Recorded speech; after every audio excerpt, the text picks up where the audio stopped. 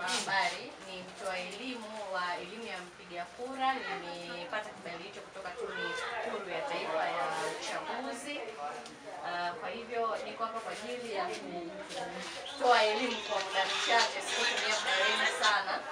Niko hapa pia kuiwakilisha TANLAP ambayo pia imenipatia nafasi ya kupata kibali cha kutoa hii elimu ya mpiga kura. Sote naamini tunatambua kwamba huu ni mwaka wa uchaguzi. Tanzania tunatarajia kufanya uchaguzi tarehe 29 mwezi wa 10, na utakuwa ni uchaguzi wa kupiga kura kuchagua wabunge, madiwani na kuchagua rais.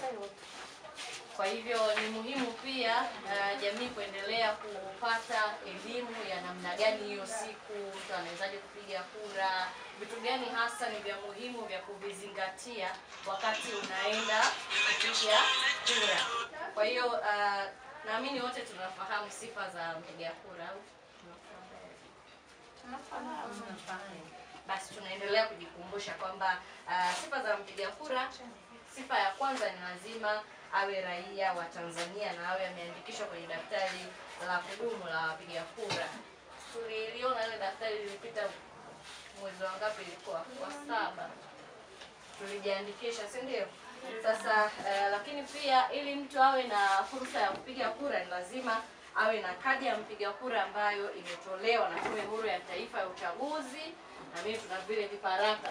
Ni lazima uwe na kibali cha kupiga kura ya rais katika kituo tofauti na ambacho umejiandikishiwa, ambacho kinatolewa na tume. Kwa mfano, kuna wale watu ambao inaweza ikatokea tarehe 29 yupo sehemu ambayo hawezi kupiga, sio sehemu ambayo alijiandikishia.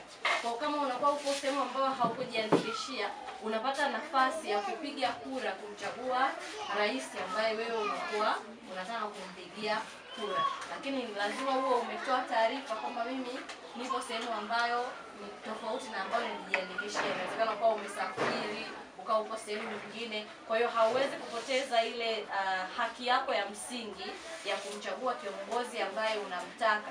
Unaweza kufanya hivyo kwa kutoa taarifa na ukapata kibali cha kupiga kura ya kumchagua rais.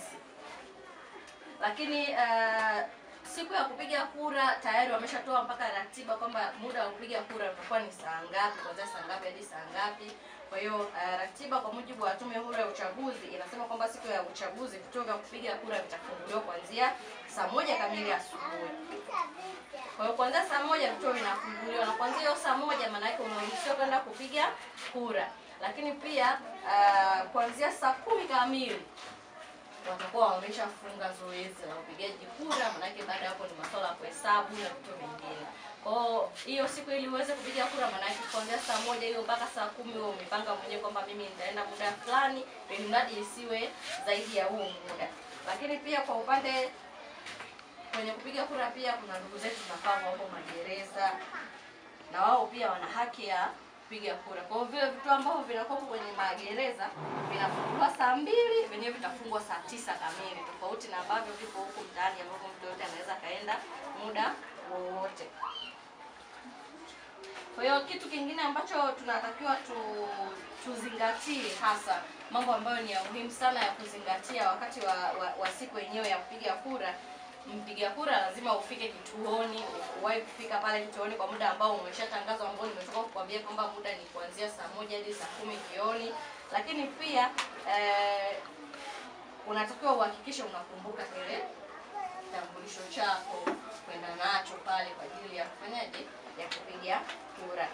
Tunafahamu wengi wenu hapa na naona ni akina mama, kuna zile changamoto, labda mama ni mjamzito au ana changamoto fulani, haiwezi kukuzuia wewe kwenda kupiga kura, kwa sababu wameweka utaratibu, Tume ya Uchaguzi imeweka utaratibu wa kuwasaidia na kuwapa vipaumbele watu ambao wanakuwa wana changamoto. Kwa hiyo kama una changamoto kama ni mjamzito, ni mzee, mgonjwa au watu wenye ulemavu, unaweza ukahisi kwamba kwa hii hali nilionayo bwana siwezi kwenda kupiga kura kwa sababu na hiyo hali.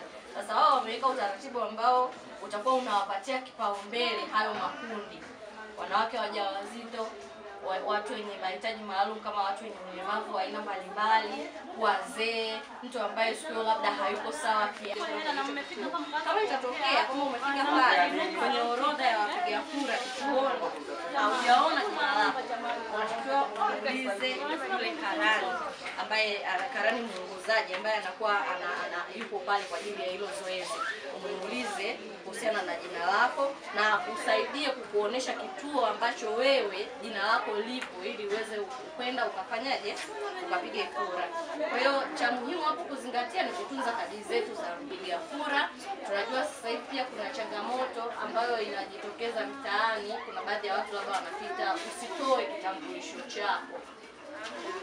Sio, tumeisikia mtu anakuja tu nyumbani, odi, habari mama, mimi sijui ni nani, ninaomba kitambulisho chako, kuna namba nataka nizichukue. Usitoe kitambulisho. Kitambulisho kinatumika tarehe 29. Sawa? Kwa hiyo ni muhimu kukilinda na kukitunza kitambulisho chako vizuri ili hiyo siku ukienda kupiga kura usipate changamoto yoyote na ufike pale upige kura uendelee na shughuli zako nyingine za kujitafutia kipato. Lakini sasa pia Tume Huru ya Uchaguzi imetengeneza njia ambayo itakusaidia wewe kufahamu kwa urahisi. Sasa hivi tunajua maisha yapo mtandaoni, maisha yapo kwenye simu zetu. Ni namna gani unaweza ukaangalia kwenye simu yako na kufahamu kwamba jina langu labda halipo kwenye hichi kituo, lipo kwenye kituo gani, au una changamoto yoyote umeipata hiyo siku ya kupiga kura, unaweza ukafanya nini? Ukafanya mawasiliano. Sasa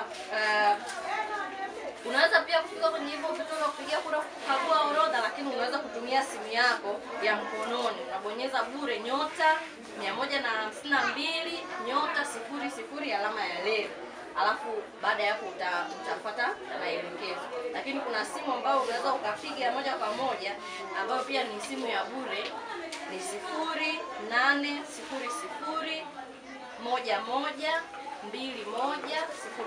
Hii ni namba ya bure ambayo unaweza ukapiga ukaongea na watumishi wa Tume Huru ya Uchaguzi moja kwa moja, ukawaeleza changamoto yako, labda nimefika sioni jina langu halionekani sehemu yoyote, natakiwa nifanye nini sasa, au niende nikapigie kura katika kituo gani.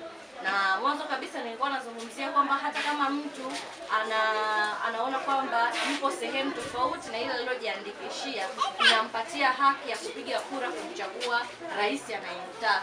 Tofauti na ile kwamba ukiwa kwenye eneo lako unampigia diwani, unampigia mbunge, unampigia na rais. Lakini kama imetokea sasa siku ya kupiga kura imekukuta haupo kwenye kituo chako, labda haupo Mpanda, upo mkoa mwingine, hiyo haitakunyima wewe kwenda kupiga kura, isipokuwa tu utapata nafasi ya kumpigia kura rais.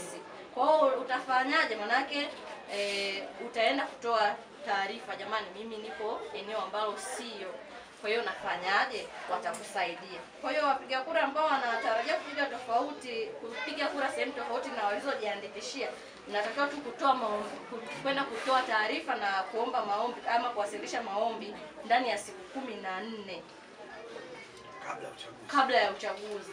Au wakati mwingine inaweza ikawa kabla ya uchaguzi tume ikatoa tangazo lile, jamani, kwa wale ambao wanajua kabisa wapo nje ya vituo vyao walivyojiandikishia, au yupo sehemu ambayo anajua kabisa hapa sitoweza kupiga kura ya kuchagua viongozi, sio sehemu niliyojiandikishia, anaenda pale anatoa taarifa zake, manake anakuwa amewasilisha maombi ya kumfanya kama alikuwa ni mtu wa Mpanda, yupo Kigoma au yupo Tabora, bado akabakia na akapata nafasi yake ya msingi kabisa ya kupiga kura. Kwanza ni mfanya biashara ndogo wa soko hili la Mpanda Hotel. Mimi swali langu, kwanza tunakushukuru kwa semina hii tumeipata. Mimi swali langu la msingi kwako ni kwamba ikitokea mimi kama mpiga kura, labda siku ile ya kituo nimefika pale pengine saa 10 na dakika 1 na mwisho ni saa 10 kamili, labda pengine natoka dharura, labda alikuwa na mgonjwa au msiba, matukio ni mengi, 10 dakika 1, swali langu la msingi, naruhusiwa kupiga kura au siruhusiwi? Asante. Asante kwa swali lako. kama ambavyo tume tayari imeshatoa ratiba. Maana yake tayari hiyo ratiba ipo kiutaratibu na kisheria.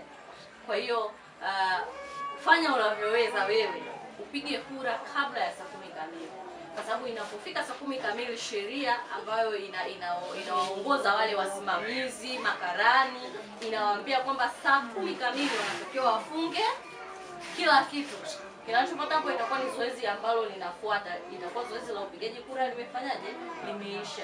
Ndio maana tunaendelea kuhamasishana na kupeana taarifa kwamba ni muhimu sana kuwahi. Angalia ratiba zako kuanzia saa 1 kamili mpaka saa 10 kamili. Uwe tayari umeenda kwenye kituo, umepiga kura. Baada ya hapo maisha mengine yanaendelea, unaendelea na mishemishe zako kama kawaida. Asante. Jambo kofi kwa mwezeshaji jamani. Au kuna kahela? Ili uwe wa kwanza kupata taarifa zetu, usisahau kusubscribe, kulike na kushare.